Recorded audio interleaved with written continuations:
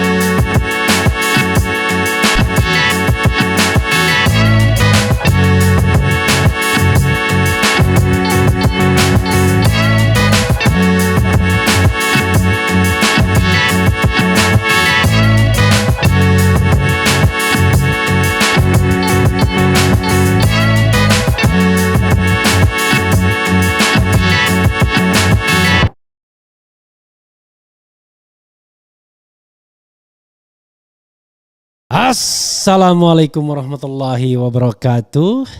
Sobat RH sekalian, jumpa lagi kita di channel yang keren ini. Keren cadas ya. Sobat semuanya, Sobat RH sekalian, saya punya produk baru ya. Baru saja datang, jaket keren cadas ya, warna biru dan putih, tetapi bahannya bukan bahan parasut, tapi bahan apa tadi? Bahan fleece ya, bahan yang seperti jaket baseball ya. Kalau di Amerika jaket baseball, jadi jaketnya tebal, cocok kalau untuk cuaca dingin gitu. Apalagi kalau untuk umroh. Jadi saya masih mempromosikan ini produk terbaru dan juga umroh kita ya. Jadi silakan umroh tanggal 4 Maret masih ada kursi ya, dari 433 kursi kurang dari 40 seat sekarang ini. Dan silakan sobat semuanya kalau tertarik menghubungi nomor telepon yang tertera. Ini bajunya ya, baju keren cadasnya ya. Ini bahannya fleece ya. Jadi bahan seperti baseball itu, dan memang bahannya tebal ya, tidak parasut yang ringan. Nah, kalau mau umroh sobat RH sekalian, hubungi 0821 1141 0569 ya. Masih ada seat insya Allah untuk keberangkatan 4 Maret. Itu satu pesawat charter 433 penumpang. Jadi nanti labbaik Allahumma labbaiknya itu mayoritas ya. Nanti kita kapan-kapan kita perlihatkan video-video dari rombongan umroh saya kemarin ya. Ya sahabat RH sekalian, ini ada berita yang menarik kita bahas ya, yang mengatakan bahwa Sandi dan Gerindra kayaknya nih putus asa melihat Anies Baswedan melejit kencang. Padahal kalau seandainya Sandi mau stay ya di samping Anies, paling tidak ya jatah wakil presiden, tapi enggak juga ya, karena Prabowo Subianto. Jadi memang posisi Sandi dari awal posisi yang membingungkan, membagongkan, karena posisi yang bingung dia mau ngapain. Jadi kalau kita misalnya langkah dia datang ke pemerintahan ya sudah tepat lah menurut saya ya. Karena kalau dia misalnya tetap berada di sisi sekarang ini ya, di sisi Anies, maka dia tidak akan juga menjadi orang nomor 2. Itu soalnya. Kalau dia bisa menjadi orang nomor 2 enak, tetapi sepertinya dia tidak mungkin juga menjadi orang nomor 2. Nah sekarang dia bisa menjadi orang nomor 2 ya, bahkan nomor 1 sekalipun kalau dia di endorse oleh kekuatan di luar Anies dan di luar Prabowo. Nah pertanyaannya adalah ketika dia bertemu dan menemui Prabowo dan kabarnya dia akan nyebrang ke P3, ternyata nggak jadi. Apakah istana sudah membuat settlement di antara orang-orangnya ya? Di antara Prabowo, Sandi, Erick Thohir, Ganjar Pranowo, 4 orang yang diperkirakan akan menjadi 2 pasangan dari istana. Maka ini pula yang bisa menjelaskan kenapa kemudian Sandi tetap di Gerindra dengan posisi yang gak jelas ya. Jadi Sobat Era sekalian, kita lihat ya nanti bagaimana selanjutnya. Tapi coba kita bacakan dulu soal ini ya. Dia dianggap kalah set karena Anies dan pendukungnya terus melejit ya. Oke, ini ada seorang pengamat ya yang mengatakan bahwa pengamat .2 Sandiaga dan Gerindra putus asa lihat Anies melejit sendiri. Coba kita bacakan. Jakarta Kompas.com, pengamat politik Deddy Kurniasha menduga Wakil Ketua Dewan Pembina Partai Gerindra Sandiaga Uno dan Gerindra sedang putus asa melihat mantan Gubernur DKI Jakarta Anies Baswedan memiliki tiket maju Capres pada Pilpres 2024. Keputusasaan itu yang kemudian membuat Sandiaga maupun Gerindra mengungkit perjanjian antara Anies, Prabowo dan Sandiaga Uno dalam pemilihan gubernur 2017 ya. Kemudian mengemukanya isu itu karena keputusasaan Sandiaga atau Gerindra. Karena Anies yang mereka harapkan menjadi pendorong Prabowo justru melejit sendiri dan telah dideklarasikan oleh Nasdem, kata Deddy saat dihubungi Kompas.com. Deddy juga menduga perjanjian itu juga dikemukakan Sandiaga karena berkaitan dengan Pilpres 2019. Saat Pilpres 2019, Sandiaga merupakan cawapres dari Prabowo Subianto yang juga didukung oleh Gerindra. Namun melihat Anies yang kini punya tiket Pilpres 2024, ada perasaan ketertinggalan yang diduga dialami oleh Sandi. Secara khusus Sandiaga tentu merasa tertinggal karena 2019 silam ia cawapres dan kini sedang menghadapi peluang untuk tidak menjadi siapa-siapa dalam Pilpres 2024, ujar dia. Adapun Sandiaga menyatakan tegak lurus mendukung Prabowo Subianto maju dalam Pilpres 2024. Hal itu disampaikannya setelah ramai isu kepindahan Sandi dari Gerindra untuk berniat maju Pilpres 2024. Hal itu disampaikannya setelah ramai isu kepindahan Sandi dan Gerindra untuk berniat maju Pilpres 2024. Lebih lanjut, Direktur Eksekutif Indonesia Political Opinion (IPO) ini juga menyoroti isu soal perjanjian utang piutang 50 miliar antara Anies dan Sandiaga Uno terkait Pilgub DKI Jakarta 2017. Menurut Deddy, utang dalam kontestasi itu lumrah meskipun tidak baik bagi iklim politik Indonesia. Pertama, dalam tiap kontestasi selalu ada polemik logistik dan itu sebenarnya tidak layak disebut utang. Karena bagaimanapun bukan secara khusus untuk kepentingan Anies melainkan untuk kepentingan pengusungan, ujar dia. Deddy berpendapat uang itu justru digunakan untuk membeli partai pengusung. Apalagi kata dia Anies ketika Pilgub 2017 bukan kader partai. Tetap saja itu kepentingan kolektif termasuk kepentingan Sandiaga, ujar Deddy. Anies Baswedan disebut memiliki janji politik dengan Sandiaga Uno dan Prabowo Subianto. Hal itu pertama kali diungkap oleh Sandiaga Uno dalam tayangan YouTube Akbar Faisal Unsensor yang tayang 26 Januari 2023 ya, ulang tahun saya. Menteri Pariwisata dan Ekonomi Kreatif Menparekraf itu berujar Anies Baswedan punya perjanjian politik dan Prabowo jelang Pilgub DKI Jakarta 2017.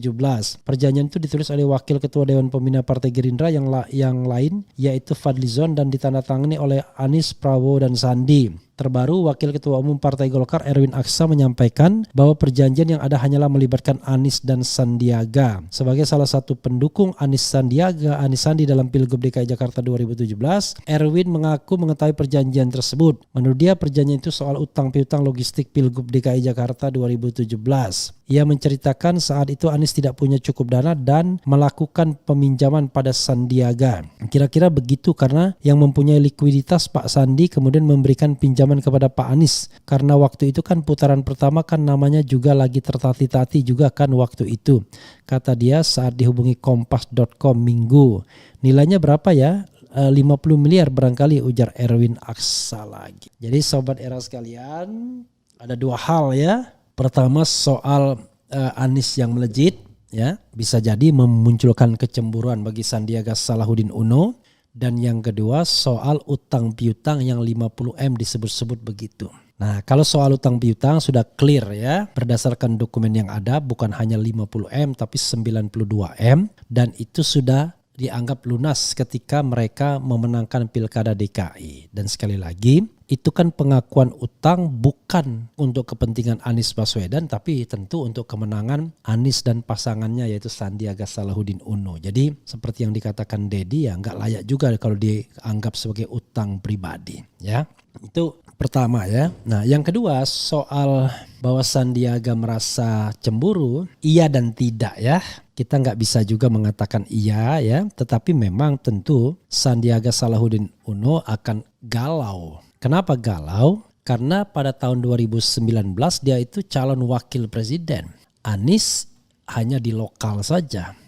Tapi kok sekarang Anies yang melejit sebagai calon dari generasi baru, calon dari generasi muda. Bukan dia yang sama gantengnya ya, sama gagahnya tapi lebih kaya, lebih banyak uangnya. Nah, itu kesalahan yang paling utama dari Sandiaga Salahuddin Uno adalah ketika dia bergabung dengan istana. Tapi jangan salah, bergabungnya dengan di istana sebagai Menteri Pariwisata dan Ekonomi Kreatif konon ya membuat saham perusahaannya juga melejit. Jadi sahabat era sekalian, yang sahamnya yang katanya tinggal 2 triliun saja, ada yang bilang begitu, sekarang sudah menjadi 12 triliun. Soal angka saya tidak tahu persis ya, tetapi itu gosip-gosipnya yang saya dengar. Ada juga sobat era sekalian yang mengatakan di sini, jadi nggak pernah rugi sesungguhnya secara finansial. Jadi ibaratnya spending 1 triliun, tetapi saham atau nilai perusahaannya sudah sekarang 12 triliun. Jadi dari sisi itu sebenarnya tidak ada kerugian apa-apa yang diderita oleh Sandiaga Salahuddin Uno pasca Pilgub DKI dan pasca Pilpres ya.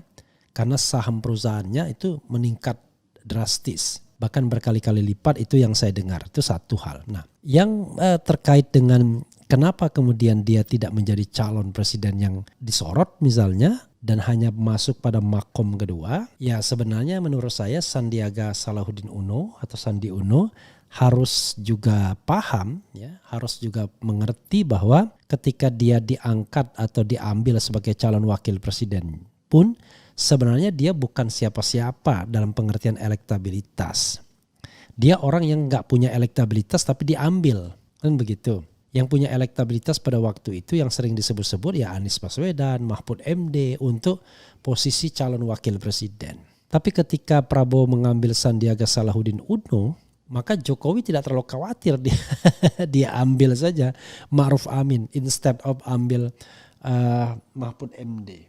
Karena dia sudah bisa mengukur bahwa kalau berpasangan dengan Sandi Uno yang tidak terlalu populer ya, yang pada waktu itu bahkan tidak disebut sebagai calon presiden ya, termasuk juga calon wakil presiden, maka kelihatannya mudah untuk mengalahkan Prabowo kembali. Memang kalau dipasangkan ya, faktor Ma'ruf Amin itu faktor yang membuat negatif Jokowi. Jadi ketika dipasangkan itu turun suara Jokowi, tapi Prabowo naik suaranya dengan Sandi Uno. Tapi jangan lupa, karena head to headnya antara Sandi Uno dan Ma'ruf Amin yang sama sekali tidak punya elektabilitas. Kalau seandainya Jokowi ambil Mahfud MD pada waktu itu dan Prabowo ambil Sandi Uno, mungkin kekalahannya akan jauh lebih lebar ya, dengan asumsi bahwa memang hasilnya benar. Karena kalau kita omong pada pihak-pihak tertentu ya, Prabowo tetap yakin dia yang menang ya. Walaupun di depan MH Ainun Najib dia tidak mau menyinggung hal tersebut.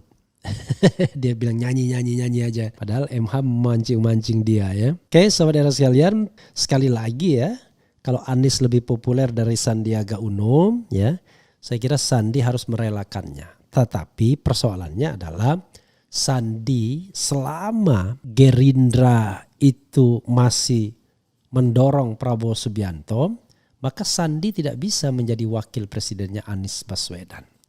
Seandainya Prabowo tidak maju dan memberikan kesempatan pada generasi muda, maka Sandi masih tetap bisa disandingkan dengan Anies Baswedan sebagai calon wakil presiden. Nah sekarang Sandi sedang menunggu apakah dia akan mendapatkan jatah untuk menjadi wakil presiden Prabowo, yang artinya gini, Sandi ini sebenarnya tidak bisa dipersepsi sebagai Gerindra. Dia ya orang independen saja seperti Anies Baswedan sesungguhnya. Jadi kesukaan pada Sandi itu lebih pada sikap voter yang independen. Sama seperti suka sama Anies itu bukan karena dia belongs to partai politik. Nah, Sandi juga begitu. Jadi dia tidak bisa diidentikan dengan Gerindra walaupun dia di Gerindra. Karena tidak kental Gerindranya sesungguhnya kalau kita mau lihat ya. Kemudian Sandi juga bisa menunggu kalau Ganjar dicalonkan oleh kubu istana. Jadi Ganjar Sandiaga Uno ya dahsyat juga karena Sandi akan diharapkan sebagai faktor pengambil suara Anies Baswedan. Walaupun dalam konteks ini menurut saya ketika mengemukakan utang piutang ini malah tambah blunder. Jadi kalau misalnya Rocky Gerung mengatakan elektabilitas Anies akan berkurang, saya kira enggak ya. Malah orang makin tidak suka kepada Sandi Uno yang dianggap tidak fair. Kok hal seperti itu dikemukakan? Setelah dokumennya dibaca, ternyata dokumennya itu sendiri mengatakan bahwa utang piutang itu dianggap lunas ya.